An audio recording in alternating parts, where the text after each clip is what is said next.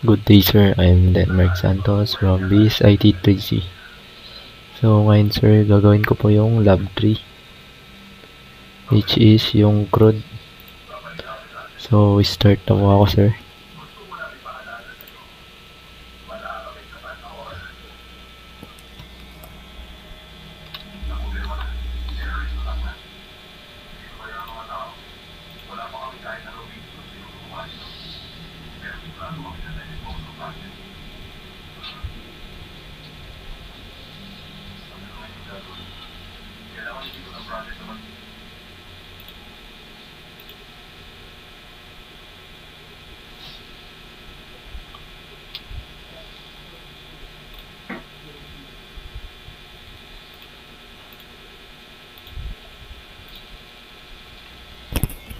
So dito sir, nag-provide na po ako ng code ko para hindi na po aksayado sa oras sir.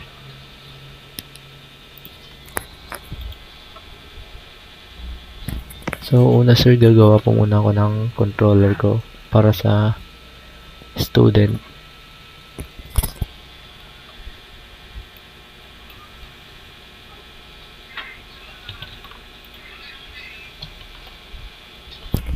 Tong M pala sir, stands for migrate.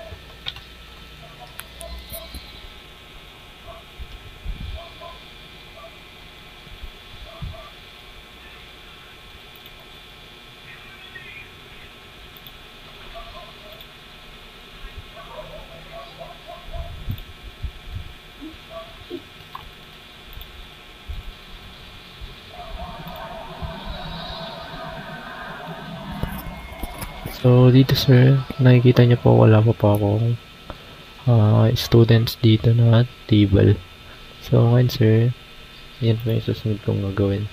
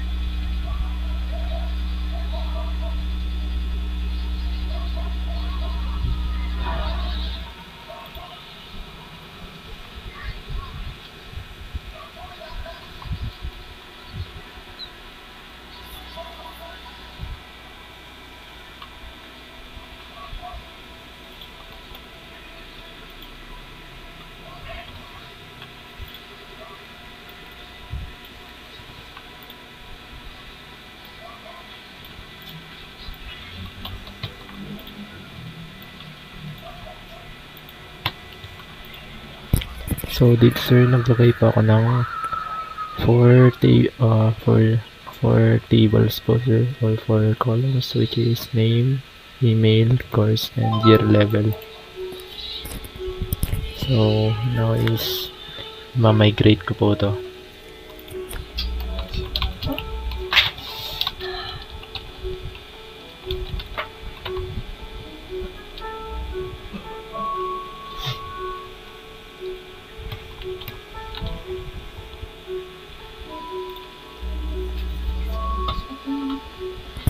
So, ito na po sir yung table ko sa Santos Students.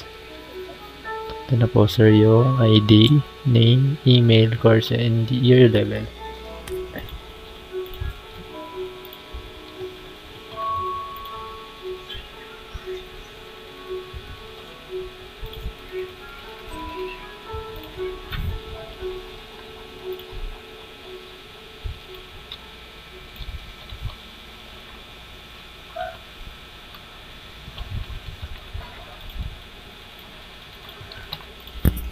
So, dito naman sa, sir, sa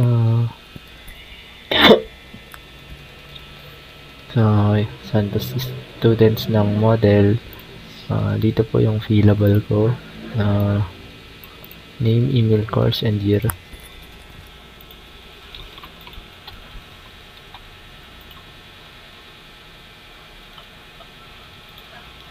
So, dito naman po sa controller ng students, dito po sir is, dito po mamamanage lahat ng function ko sa create, read, update, delete. So, dito sir, nag-provide na rin po ako ng code. Kasi masyado pong mahaba yun sir.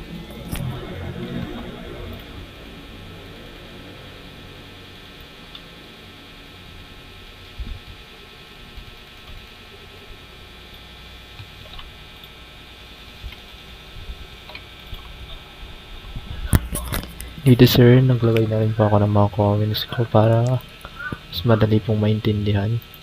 Dito sir, ito po yung read. I-read niya po yung student sir. Dito na po is create a form. And dito na po yung mapupunta yung mga students. Dito sir is record po lahat yan. String 255 sa email is unique. Dito naman po sa year level, integer po sir. Minimum of 1 character and max is 10. Ito na po yung function ng edit form ko sir. I-read niya po yung blade ko dito sa views. Ito rin po yung update ko sir. Ganun din po yung ano yan dito. Magkusa na pong mag-fill yung mga data sir. Ito naman po yung delete function ko sir. Ito sir.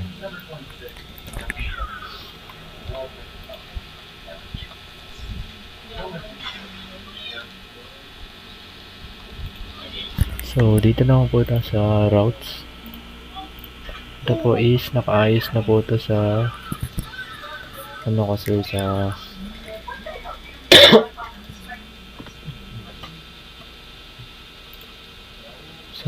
ano ko sir, sa login form ko. So, dadagdagan ko na lang po siya sir.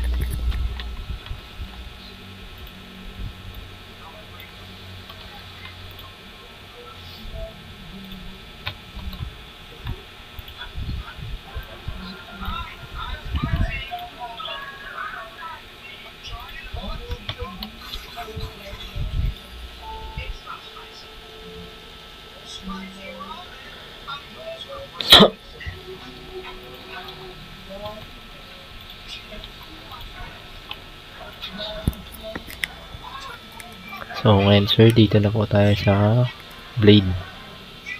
Dito na po yung mga forms ko sir. So, dito sir, mag-create po muna ako ng new folder para sa hindi po magkaano yung mga files ko. Kasi po magulo rin po sir, nagdagdag rin pa ako ng layouts ko rito. So, didelete ko lang po to sir. Ay, wag na po. Mahalaga po kasi yan sir. So, create lang po ako ng table or folder.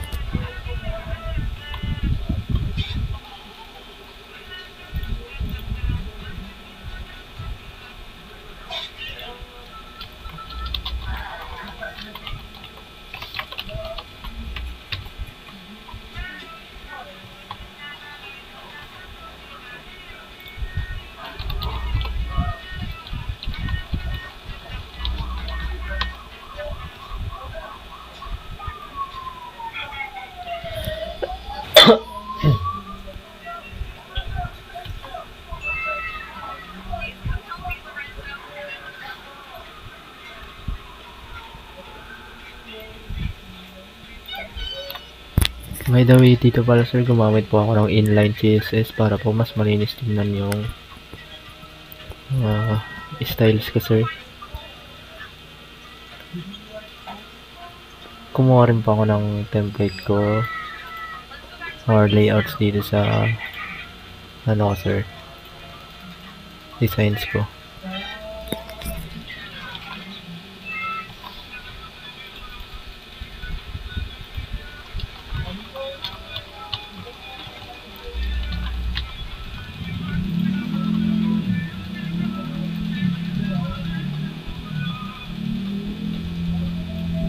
Hindi pa ikatod mo, wala na.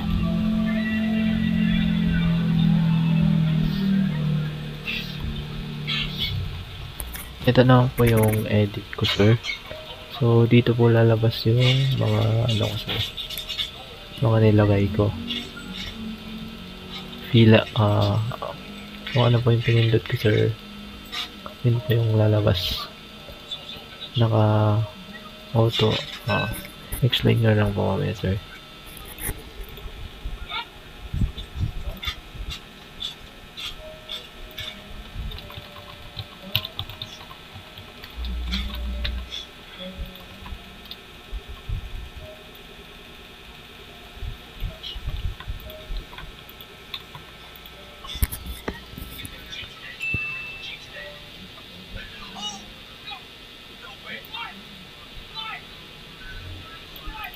So ito na po sir, okay na po yung ano ko.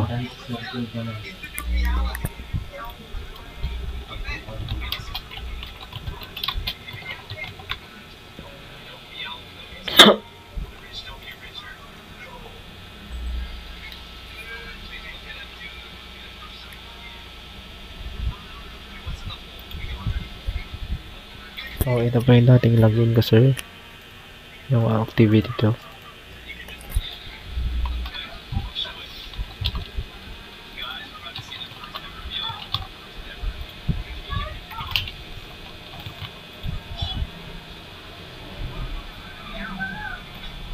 Ito sir, invalid po siya. So, create po muna tayo.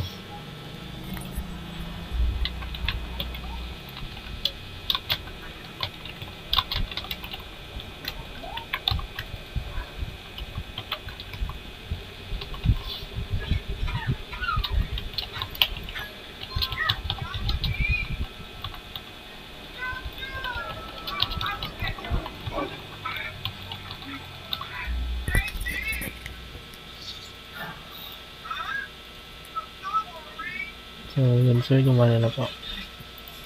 So, try po natin mag-login.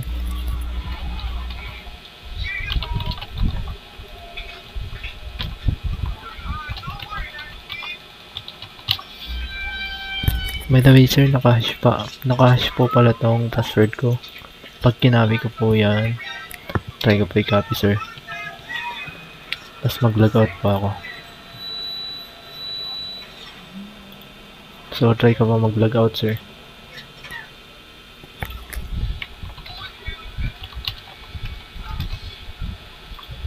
Tapos, pag finish ko po yan sir, iba na po yung lalabas. Hash passwords na po ko. So, pag nilagin ko po yan, error po yung lalabas.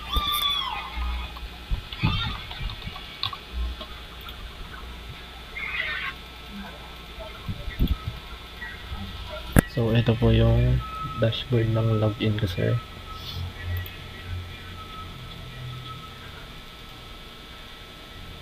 Logout ko lang po.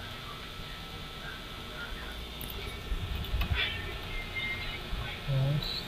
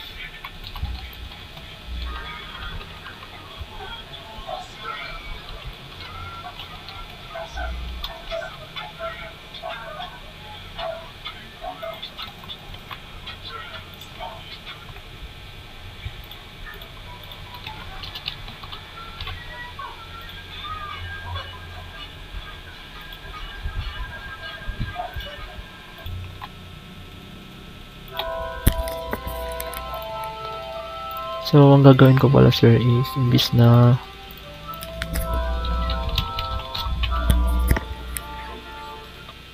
ito yung lalabas sa ano ko, sa dashboard ko, alisin ko po yan yung main dashboard po ng CRUD yung lalagay ko sir. So, punta lang po sa controllers. Stock Gadli.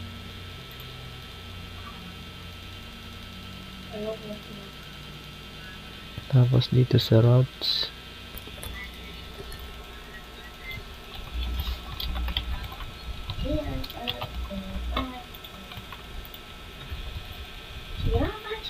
So yan sir, try po natin.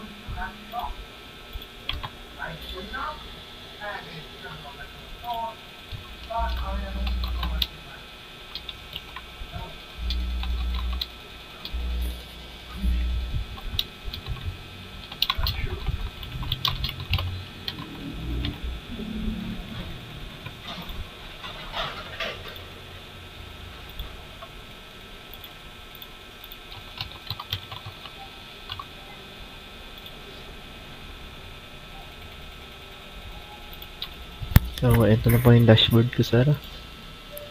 So, wala pa po yung data, kaya lalagyan ko po. So, dito, sir, is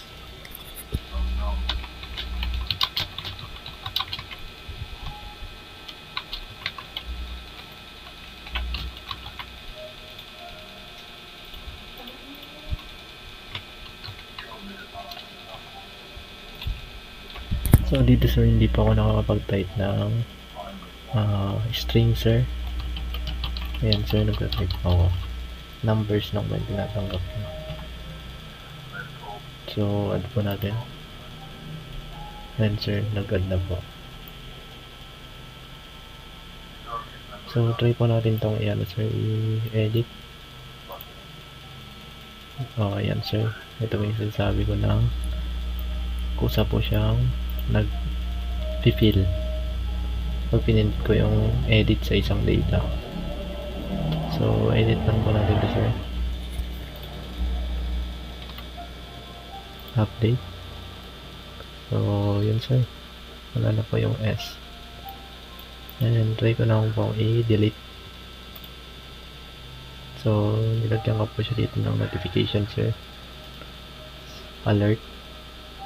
Tapos, okay. Yun, sir. Okay na po, sir. Yan, sir. Wala na po. So, yun lang, sir. Thank you po.